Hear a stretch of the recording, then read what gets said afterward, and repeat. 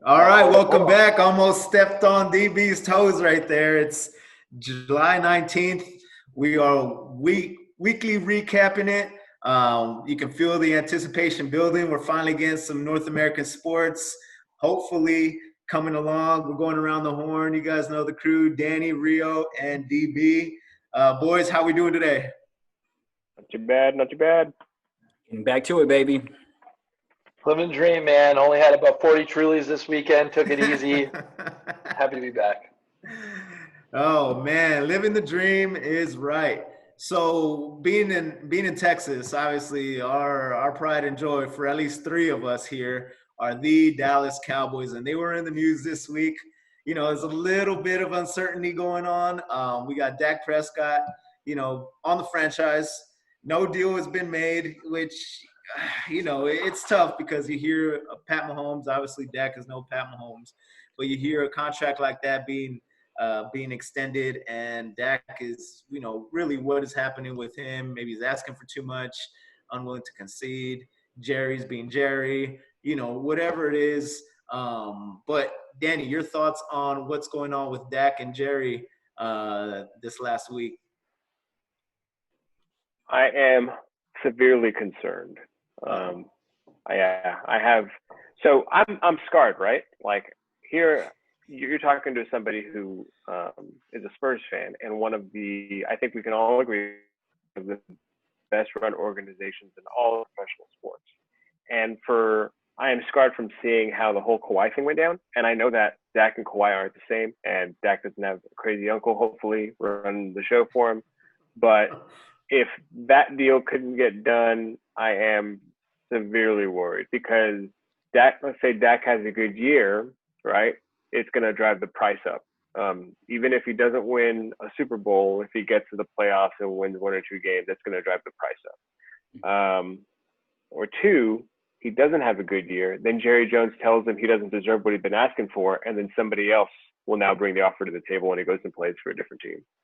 So I think we're in a lose-lose situation here as far as what happens, because now if the price does go up, it's just going to hurt the salary cap even more. I mean, obviously they can structure the deal to try to avoid that, but at the same time, it's kind of ballsy on Dak's side, right? I mean, he's been gambling on himself the last couple of years, and it's paid off every single time, but it's still risky. Yeah, well, I mean, it's like he has nothing to lose, right? I mean, he was, he went to a good SEC school, but he wasn't no big talent coming out of the draft, third round, and he was solid, but he wasn't great. So, Rio, what are you thinking about how Jerry has been treating the situation of one Arkansas boy to the other? What do you think? I think Jerry's going to get the deal done. They're going to get the deal done. I think they're playing a little game, but it seems like that's what Jerry likes to do before he signs him to a big deal. He did it with Ezekiel Elliott, played a little games first, kind of sent some shots his way, but at the end of the day, he got the deal done. And I think with Dak, there's no other place that's probably better for Dak Prescott to play football than the Dallas Cowboys. I mean, it's an organization that's been behind him. They gave him his shot. They gave him Tony Romo's job, and he's done well with us. So I think they're going to figure out how to get a deal done. I'm not sweating it, but I get it. Yeah, I'm kind of on the side of the real here too. Like, I don't really think it's going to be an issue because if and I have mixed feelings about Jerry. I kind of hate Jerry now, if I'm being honest. But one thing that Jerry does is he loves his players. He absolutely adores his players. And I think right now, kind of like what Rio says, he's I don't know what they're doing. There's just a pissing contest, right? Jerry just wants you to know that he is the man. He is making the decisions, and you work for him, right? So I think at the end of the day, it gets done. Yeah, exactly. Right. Jerry's just like flexing his muscles right now. It gets done. And give us an outsider's perspective, DB, because we have our Dallas Cowboy goggles on, for better or worse, right? Some of us hate it, some of us love it, but we just have this freaking absolutely polarized image of our boys. But you coming from somebody with a GM who is magnificent in Bill O'Brien, tell me how Bill would handle this situation. I was gonna ask that same question too. What Bill Really O'Brien well. would Honest to do God. is Bill would pay him the franchise tag this year, and then he'd give him like a $5 million signing bonus on top of the franchise tag, so that you'd have cap penalties. And what he would do is he would hope that Nick Foles wins a starting job in Chicago and Mitch Trubisky becomes available next year so that he can pick him up on the cheap. That'd be the Bill O'Brien strategy. But I think what you need to do with the Cowboys, first of all, the Cowboys are never winning a Super Bowl with Dak Prescott at the helm. I think that's the reason why they haven't paid the guy. Does he deserve to get paid? Is he a top 12 to 15 quarterback? Yeah. Dak Prescott's a good quarterback. Cowboys are not winning any Super Bowls with that guy. There's a couple storylines. One Nick Foles, one that I'll defensive say threat. one I'll say with a little bit of jest, and one that I'll say that's pretty serious. The first one is the Mahomes news broke on the fact that some gal who worked at a Kansas City area liquor store found out that they bought a bunch of bottles of champagne, and it was a Chiefs employee, and she broke the story before Schefter. Yeah. So if I'm a local booze employee in Dallas right now, I'm watching the Johnny Walker Blue shelf. Jerry's a notorious Johnny Walker Blue guy. If someone comes in and raids the Blue, you'll know. It's like the Pope in the Vatican. You'll know that Dak is staying. You'll know that's the case. But one thing I thought was pretty cool, and you're seeing a shift in this country with a lot of different issues, but I think it's been really cool to see like a guy like Dak. It's just the fact that young black quarterbacks are now the face of the NFL. If you think about like the core of the young guys right now, Mahomes, Deshaun, Lamar Jackson, Kyler Murray, Russ, I mean, it's kind of a cool shift that we're getting to see. And I don't put Dak at the top of that heap, but Dak's a good quarterback. And I think that in this kind of time of a lot of really nasty things, it's pretty cool to see that the demographic that makes up a majority of the NFL in terms of their player personnel is now shifting to what is the most important position in sports. So I think that's pretty exciting. And the idea of a guy like Dak Prescott being the face of the Dallas Cowboys, I think is awesome, and maybe something that's a good sign for some of the stuff that's going on. It took Tom Brady. It took Tom Brady 17 years to get 1,000 yards rushing. It took Lamar Jackson 12 games. Yeah. I mean, the shift is there, is obvious, right? It's been evident ever since, I guess Mike Vick was really the first one to usher in Mike Vick, Donovan McNabb, that mobile quarterback. I mean, you could even throw Steve Young in there, right? Where they just kind of started becoming more runners. Obviously, the rules protect them. But the thing about this whole situation between Jerry and Dak is, A, I think that, again, Jerry just loves his players, right? So he's going to take care of them. And B, what is the other option? Like, if it's not Dak Prescott, who's going to be the quarterback? It's not going to be Andy Dalton, right? Andy Dalton will get you a solid 7 to 8 wins. And as of right now, Dak is only going to get us, 10 wins? But the roof is higher, right? He might be here right now, but he does definitely have a ceiling that is a little bit up there. Yeah. Oh, Dallas. Well, I mean, the ceiling's an early playoff exit. You never win a Super Bowl with Dak Prescott. Just saying. Hey, Garoppolo was in the Super Bowl. Come on. Let's not give everybody credit for getting him to the Super Bowl. Nick Foles got your Super Bowl win over Tom Brady. I can keep going down the list. Joe Flacco got you a Super Bowl. So let's not act like the quarterback leads. Trent Dilfer. Every time. Trent Dilfer. Very few of them. The one thing I will give Jerry credit for, though, is that he gets deals done more than he doesn't. Right. So, right. I mean, I'll give him that. But so before we move on, I don't feel good real about quick, why did the Cowboys hand out? I felt like the Amari contract was the quickest one they handed out, and that didn't had the least friction. It was I think it was the second biggest contract in wide receiver history behind Because Julio they traded their Jones. first round pick. They couldn't not give him a big contract. They traded a first round pick for the guy. They had to go in on him. I mean, And then right when he got there, they exploded for, he exploded for 150 yards catching in like 3-4 straight games, and we were just he's a talent. balling. He's good. He is good. Talent. He obviously wasn't Yeah. in the right place in Oakland, but yeah. Danny?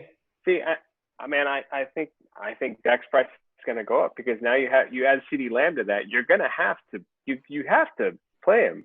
Like you gotta. I don't want to say game plan for the kid because he's a rookie, but you have Cooper on the other side still too. Yeah, I think things are going to get interesting, man. Dallas has got some weapons. Yeah, as long as the defense gonna comes take together. a gulp of that blue, and he's gonna have to take out the old checkbook. He is, absolutely. But I mean, And- go ahead, Danny. Finish. I am a fan of the Mike Nolan defensive coordinator signing. I think he's another one of those like Norv Turner types where some coaches I think excel as a coordinator more so than a head coach. Right. And I think he's one of them. So and a new coach. I think McCarthy's. I think it's clear. It's pretty easy to say McCarthy's going to be a lot tighter with the ship than old Jason Garrett. But yeah, that's true. Hopefully, that's what we see. But just kind of at the season in general, the NFL has a very good spot to be in, right? Because they started up last, and they can see all the mistakes that the NBA makes. They can see all the mistakes that the MLB makes before their season actually begins, right? So, Danny, what are you seeing on the preparation side of being, hit with all these new things? As far as they made that rule where you can't trade jerseys, right? Which is very, Rio will have some thoughts about that here in a second. But what are you thinking about the rules that's going on in the NFL?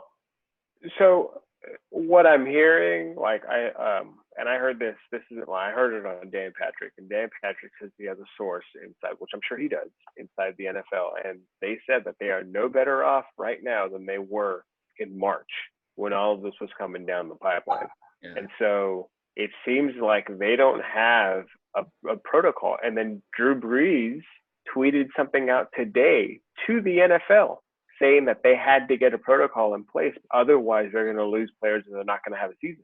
I mean, when you have players, especially players of Drew Brees' stature, coming out and tweeting directly to the NFL, telling them they have to get their act together, it's not good. And so it doesn't matter if they see Major League make mistakes or the NBA make mistakes. If they don't have a plan at all right now and the players don't feel comfortable, I mean, they're supposed to be coming back. When are they supposed to start? Aren't people supposed to start reporting in a couple days? Yeah. And we all know Yeah. Drew Brees is good at reading the room on the internet. so when you hear when you hear stuff like that, DB, like you've been in the locker room, NCAA locker room. Granted, it's a little bit different of what you experienced, but people being in the locker room, right, and a large locker room at that. What do you think comes down the pipeline if a handful of people end up testing positive for COVID? If y'all saw the stuff today on Twitter with the "We Want to Play" thing that everyone was posting, you got JJ Watt, who is like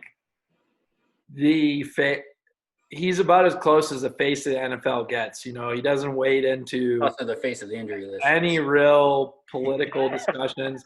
And the fact that JJ Watt's been bucking at the NFL, and you got Schefter and all those guys talking about it, the players are concerned.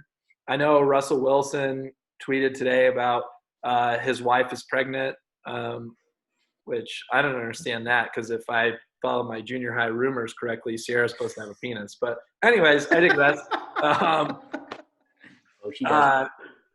These guys are not pumped about what the NFL's done thus far.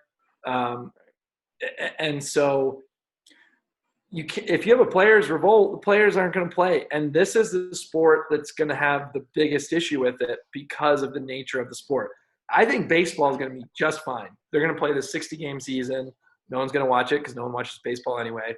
But The NFL is going to have a lot of issues if their players are against it because the players don't feel protected. And with COVID, especially if they're not allowed to have people in the stands, if there's a salary cap downturn next year and players are getting paid less, they're going to say, you know what, screw it. And so the NFL season is hanging in the balance more than I ever thought it was.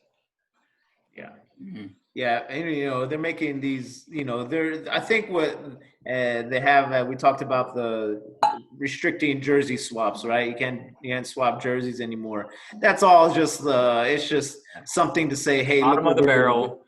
Look, we're trying, right, Rio? Right. I mean, the whole nature of the sport is not to be socially distant. You're at third and goal at the 1 yard line. You're going to have everybody stacked in there hitting each other. I mean, it's the sport is to really just be all against each other, and all those touch points and contact points. I mean, that's a risk, and I think that's I think the NFL isn't. I mean, I don't think the jersey swap's the biggest of the problems. It's just the nature of the sport is pretty, a lot of contact and all that stuff. So, I mean, it's risky, Yeah, and in reality, the nature of the sport is what? It's zero regard for your health, right? They don't care about player safety. COVID is like number their problem. number three on the worst thing that could possibly happen this season to an NFL player, right? Right. Yeah, for sure. You're talking about concussions. You're talking about broken legs. You're talking about all this other stuff. And that's a good point, Paul, because down here in Texas, right, UIL is going to make a call. And you know how big Texas high school football is. They're going to have a decision tomorrow on what they're going to do with the high school football season. And a lot of coaches I'm hearing aren't really dealing with this very well right now. And in my mind, it's like it's a virus, and they're like it's like they deal with injury all the time. And it's not the safest sport by any means. And so to me, they just kind of see it as like, oh, well, a kid gets sick. All right, move it 10 yards down the field. So maybe maybe that mentality is really from the top down. Yeah, you're an ex-football coach, Moreno. What's your take? Yeah. I mean, like what you said, move it 10 yards down. That's exactly what you would do if someone got hurt. Obviously, you care about the kid, you get him out of the way, but okay, let's move this way a little bit and let them be okay over there, right? But what I have also heard is from my former school is that he shut it down quick. Like, it was like the opposite of that. He wanted no risk, no nothing. People were around other people who tested positive, so they shut it down quick so that they don't have situation like that. Because man, being inside of a school, Danny, this is that if somebody's sick, everybody gets sick really quick. You know what I mean? And so, I mean, something as easily transmittable as this, it's just, I really hope that the season goes on from the bottom up, because you got seniors who are trying to get scholarships, right? This is their last opportunity of doing something big, getting out and getting a D1 scholarship, and now their senior season's taken away, and they don't have college season either. Yeah, and I agree with you, but it's I don't think that is. I think maybe in pros they can justify it that they're professionals.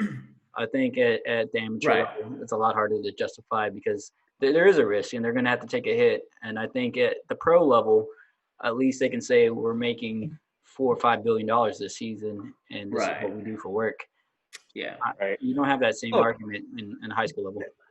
The NFL doesn't give a fuck about the players. The NFL wants the season to happen. It's the jersey swap thing. You talk about that.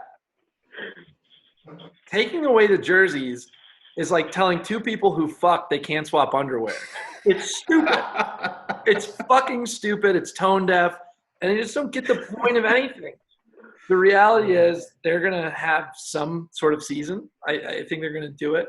Yeah. And some of the players have acknowledged we choose to accept the risks of CTE. We choose to accept the risks of some of the hits that we take. They're not choosing to potentially expose themselves to a virus that they then take home to their family. And so shame on the NFL if they haven't reassured their players. these guys do take a lot of risks. The problem is they can't do the same thing as the NBA. The NBA is going to set the bar so damn high. The NFL can't do that. They can't do a bubble in Orlando and have every team in the same lockdown for 17 weeks. So going in that direction, right? And so again, we're seeing that NFL has a benefit of seeing what the other leagues do beforehand, right? Maybe they can learn something. And in the NBA, what do we see? We see the bubble, and then we see what's called the snitch hotline, right? Or it's not called the snitch hotline, but it's what we call it, what everybody else calls it. And Raina, give us your thoughts. So explain to what the snitch hotline is real quick. I can't wait to see the culture. So you have two cultures colliding here. You have COVID culture and snitch culture hitting in the middle here. And because no one likes to snitch on your teammates, hell no. That is like – right. I mean, you saw how they treated D'Angelo Russell. And, like, if you snitch, it is what it is. I mean, you're dead to the team. I mean, it's just how it goes in the, I don't think that if somebody snitches on somebody else, I really want to see how that gets taken. Because there's going to be the people who support it, and then there's going to be the people that say, And I saw an interview with Doc Rivers the other day, and he was like, "Oh yeah, I'm gonna start calling the snitch hotline and telling them that LeBron's out every night, and telling them that our next opponent is out of the bubble, and see what happens." DB, what would your go-to snitch hotline be? Well, one of the things I immediately think of, and I've really been enjoying the Wire podcast that the Ringer's doing right now with Van Lathan and Jamel Hill. They're doing an awesome job recapping that show. And one of the things they talked about is how all the snitches die. You got like the first two seasons, you got D'Angelo, you got Wallace. Sabaka doesn't die, but he starts snitching. And spoiler I think the NBA is a perfect league for snitches, actually, because the NBA is a dramatic league, right? It's super dramatic. There's always like, remember that time Chris Paul got in the fight in the tunnels at the Staples Center? Like, the NBA is honestly a perfect league for them to be in a bubble together and for a snitch hotline to be in place. If someone doesn't make a reality television show out of the bubble, television producers everywhere have failed. I think it's awesome. I think it's narrative. It's good. And I just love the idea of of someone like having the nuts to fucking pick up the phone and be like, "Yo, I just saw this guy going, but don't tell me." Right. Yeah. So, I mean, Danny, what do you think? Do you like in theory, right? Like this is one of these like let's check our boxes, make sure our ass is covered, right? That's kind of what it feels like, right? Let's just make sure our ass is covered. But how effective do you think that this quote unquote snitch hotline is going to be? I don't think the NBA is going to actually take anybody out and make them sit out or send them home. I think it's just going to be like there are school policies where you can have 7 tardies before you even get like D-Hall. It's going to be like that. It's going to be like, don't do it again. Don't do it again. Don't do it again. Yeah. Oh, I'm going to get you next time. Don't do it again. Yeah, and it's funny that DB brought up Chris Paul because that's what I hear. I hear he was like one of the first ones to make a phone call, which doesn't surprise me at all. Paul does that kind of stuff even in the game. He got that guy for having an untucked jersey. He's like, hey, and the guy had an untucked jersey. Ended up winning him the game. I mean, that was a technical foul, I think. Yeah, I mean, obviously. Go ahead. What's Chris Paul's other character in the State Farm? Clifford Paul. They're all stairs. Isn't it Clifford? Yeah, I feel like Clifford Paul is really Chris Paul. I feel like Chris Paul is like the fake one. Hey, right? Clifford is who he is. With every joke, there's a little truth to every joke, right? I mean, regardless, obviously, you don't want people testing positive because that's going to shut the NBA down real quick. Just around the horn, real quick. The odds. Give me the odds that you think the NBA will finish the season. Give me the odds you think they get the season. You think that it's going to happen? You think they'll finish it? Or do you think that something is going to happen that'll deter it? DB, let's start with you. We'll put the odds at 60% chance that they finish the season and crown a champion. And that's me. I've given up on cynicism. I recently started taking CBD oil because I was told that I was angry. I hope that it happens. But even with all that being said, 60% chance they finish. Raina? I'm a little higher. I go 90%, but I have a high percentage that there's going to be something that goes down during the season. I don't think they're going to be able to keep all those guys in the bubble for 3 months. Yeah, Danny? I go 80%, but they've been in the bubble how long now? A week? Yeah. So I think like that couple could weeks. change. That could change in another week. But I do agree with Reina. I think there's a good chance that it does finish than not, because I think that of all the leagues, So yeah, running the league, like running the show, and be able to like get a grip on whatever happens. So right. Yeah, I'm up there too. I think it'll be 95% chance that it does finish. I think some teams are going to look different, at the end of it. Hopefully, not teams that matter, but, who knows what's going to happen. But it is right around the corner. I think it's the tip-off is the 31st of July. Is that right? No, Yeah, 30th. Is it 31st or 30th? Yeah, Lakers and Clippers on the first night. Who's the second game? Does anybody know? I think the Pelicans and who are they playing? I'm not sure. Yeah, I'm not sure. I know the Lakers Clippers are that game. So that'd be fun to watch. But before that, we got North American sport, America's pastime. Baseball is back this weekend, man. This weekend, we finally get some live sport. As DB alluded to, we're going to get started. And, it's a little more social distance friendly, right, DB? That's right. So no fans in the stands, but because the great city of Chicago is home to Wrigley Field, which has Wrigley rooftops across the street, there is a way to watch the damn game. And so I will be making a pilgrimage to the Mecca this week. And I'm puffy like a Cheeto just thinking about it. I can't wait. It's going to be really, really awesome. A lot has changed about this year, but my love of having about 92 beers and 3 or 4 hot dogs on a weekend is not. I cannot wait to see the Cubs play, and I cannot wait for them to win a shortened World Series and claim it as if it was a normal one. That's my early prediction. So excited. I'm absolutely jealous that you're going to be in Wrigley this weekend. Well, not in Wrigley, but adjacent to Wrigley, as close as you can possibly get to the action. He'll be in Wrigleyville. Yeah, be in Wrigleyville. But I mean, we get to see some high quality American sport. Whether you watch baseball or not, it's something that I think we've all been deprived of over the last few months. So a high level, high competitive sport for somebody who's not really a baseball fan. I think Rio, you're kind of in that realm, right? Yep. You're not really a baseball guy, but what do you think the season brings with having the first North American sport to be back in it? Well, I was laughing when Drew was saying there's going to be no fans in the stands. I'm like, that's the Oakland A's already. So it is business as usual for the Oakland A's. That's all I got. Yeah, right.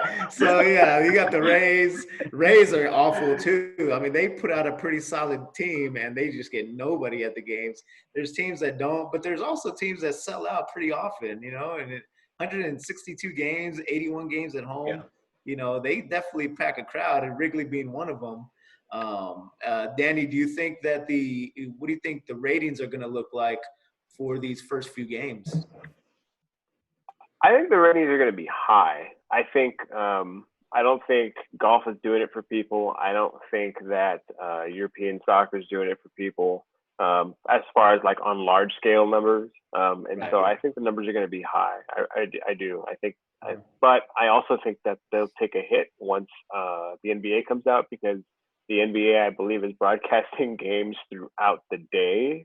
And so it's not only like, I think they have like 2 o'clock and 4 o'clock games.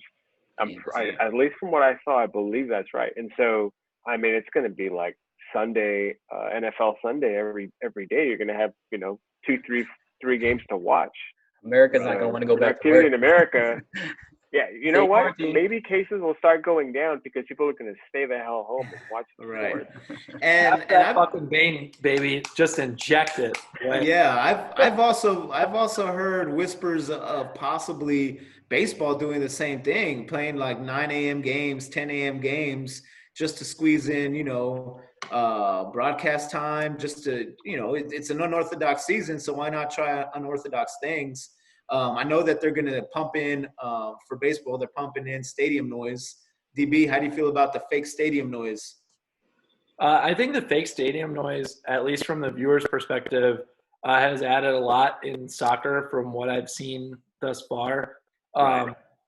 I've enjoyed it, and I really applaud some of the creativity that the broadcasting teams have shown in it.